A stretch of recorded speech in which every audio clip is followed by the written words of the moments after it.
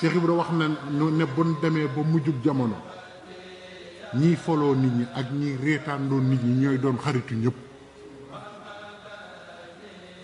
Cheikh Ibra ko wax de ma ngi ci Jazbul Murid nee na yow doonal ku ñàkk fayda rek di reeloo nit ñeek di wàññeetoo ko feccek di def yu ñàkk fayda. li lay xamal ne lépp yàqu na ñooy doon xaritu ñëpp waaye nee na képp koo xam ne kii taxaw nga di jub bëgg lu baax nee na yaay doon noonu ñëpp.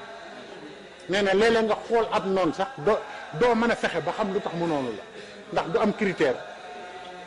Cheikh Ibra bind na ko Jazbul Murid daal di wax ne waaye maa ngi leen di yee ci lenn lu waay bëgg na ko jox yàlla.